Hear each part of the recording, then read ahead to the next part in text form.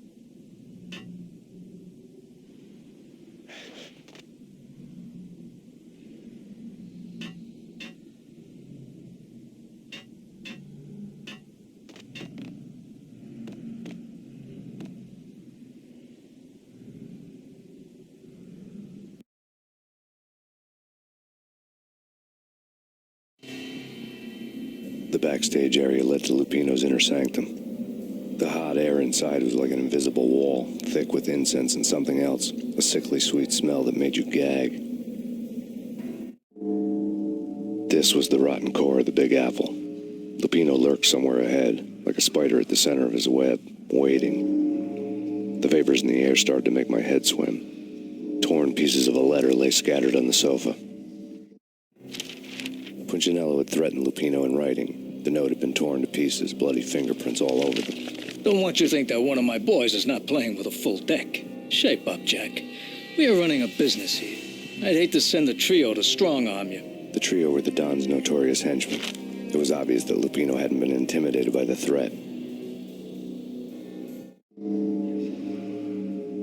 Lupino's notes covered the table.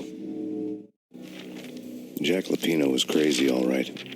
The table was scattered with notes of demented arcane nonsense written in rusty blood, a mishmash list of demons, devils, and dark gods evoked. Beelzebub, Asmodeus, Baphomet, Lucifer, Loki, Cthulhu, Lilith, Hela, blood given to you all. He was after that old Faustian deal, your soul for power and fortune. Just sign on the dotted line with your blood.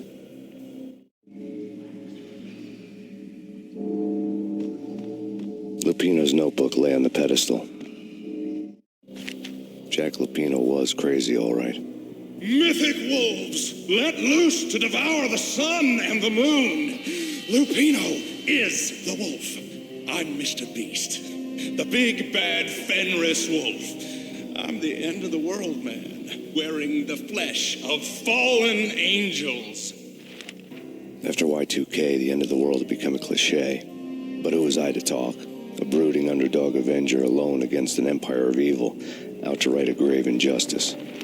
Everything was subjective. There were only personal apocalypses. Nothing is a cliche when it's happening to you.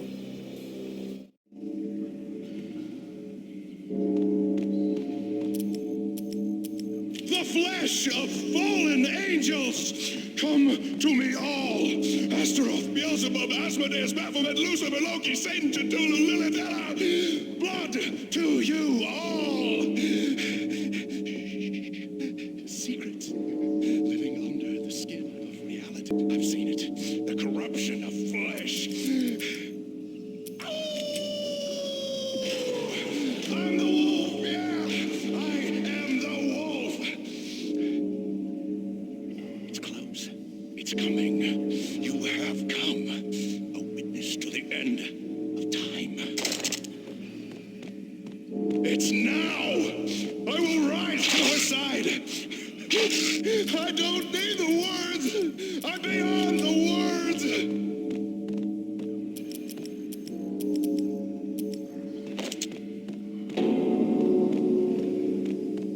Hold it.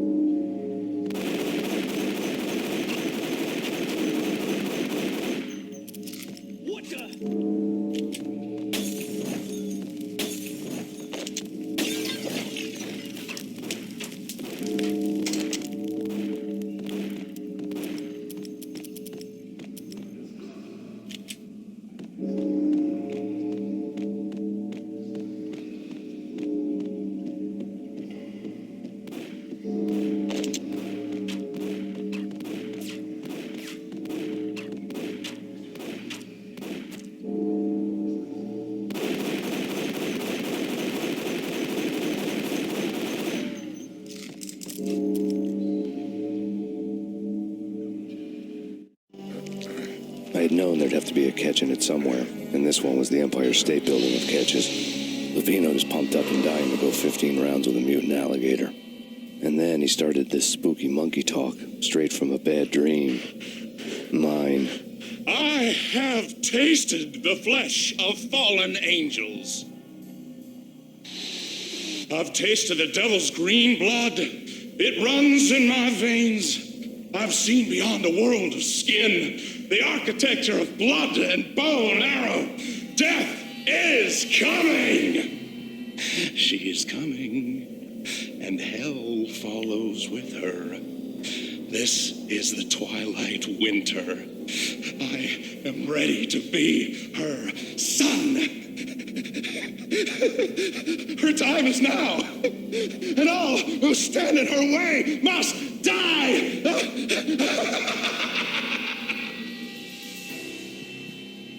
Die! You'll die! You'll die! Now! All die! Oh! The wolf!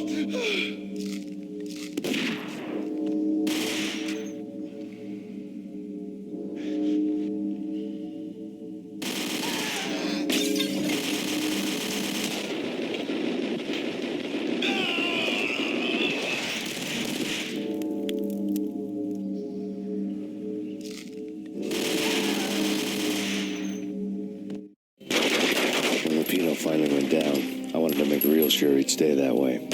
V was a bad monster. Turned them into friggin' zombie demons from outer space. I think he's dead already. Huh? And that's when it happened. But dead or not, you've got the wrong guy. In stepped this knockout femme fatale, holding a gun to my face. I returned the favor.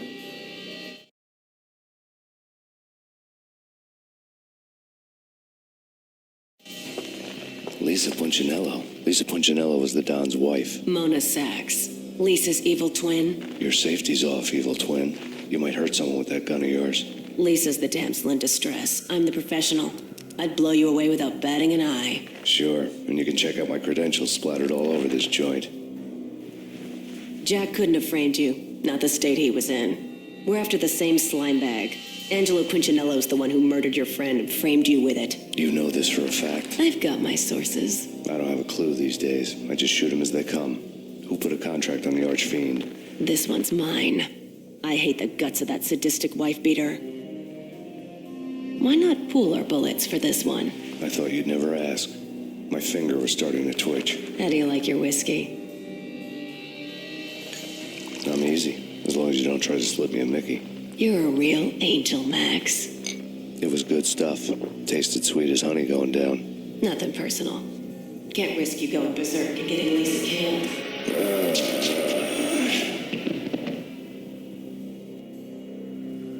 The nightmare was always the same. Violent shapes moving in darkness, old and ugly.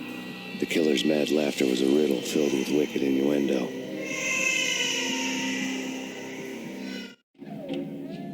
Somewhere, the baby was crying.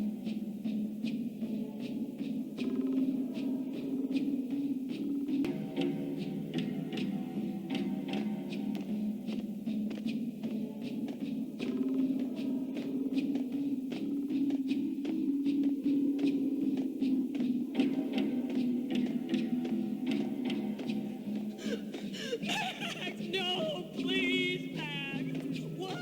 I didn't mean to. I'm sorry.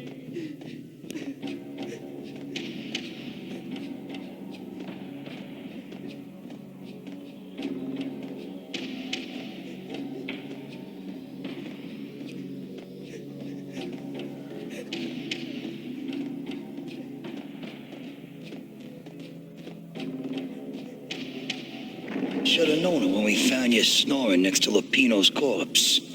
A comedian, huh? The pictures were filled.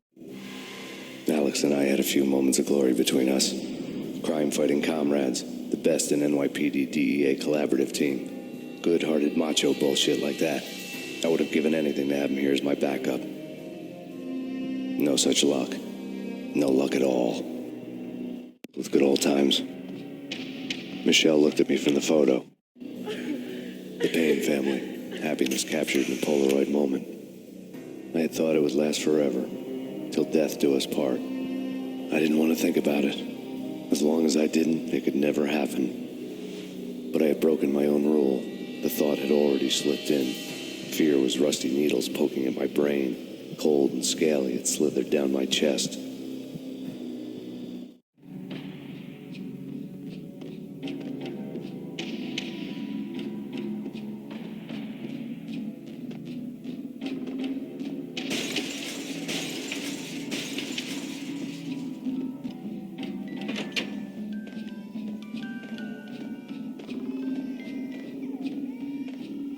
I really love to watch cartoons. Captain Baseball Bat Boy's my favorite.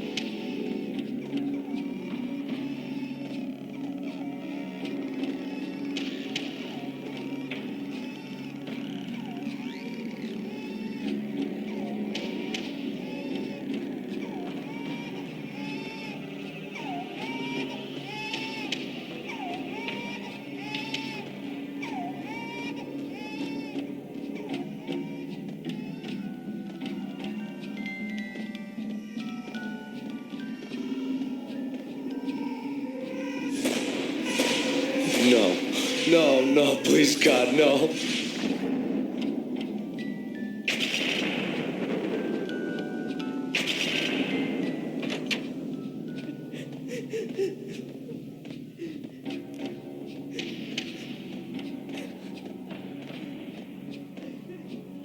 Slice them, dice them, shoot them full of holes, blow them to bits, vaporize them, disintegrate them. No matter what you do, they'll still be back, good as new. Michelle's diary lay on the table. Michelle was working part-time in the district attorney's office. Her diary was open on today's entry, her handwriting all pretty curves. An army dossier found its way to my desk yesterday. Valhalla? Isn't that a Norse myth? Something about Vikings? I tried to tell Max about it, but he was busy, that cute frown on his brow. Guess it's nothing, just a mix-up at the courier service. From now on, I would always find time for her. It was a hollow promise. Too little, too late.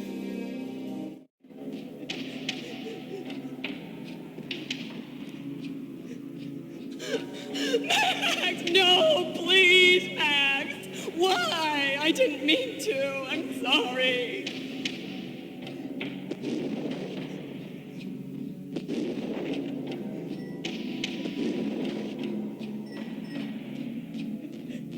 Murderer! You killed her! Nothing like that ever happens in the real world.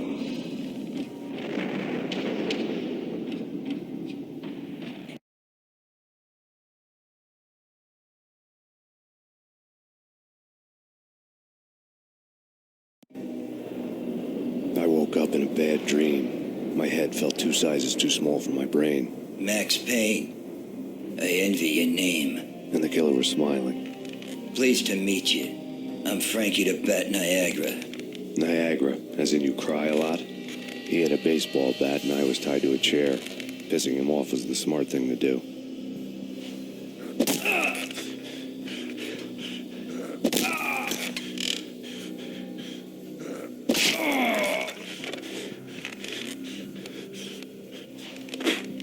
Nothing wrong with a little laugh now and then.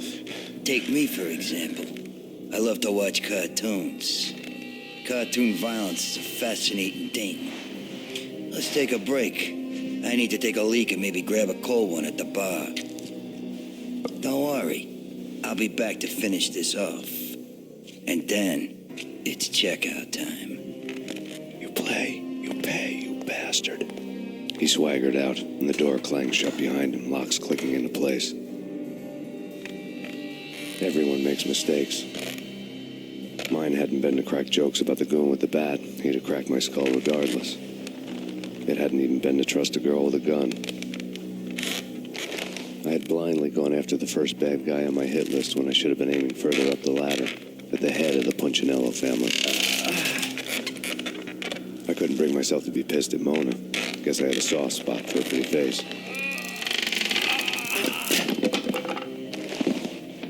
But when somebody decides to play baseball with your head, you tend to get sore. They had dragged me back to the basement of Lupino's hotel. I was beaten, bruised, and blue. I felt like the chair I had broken to get free.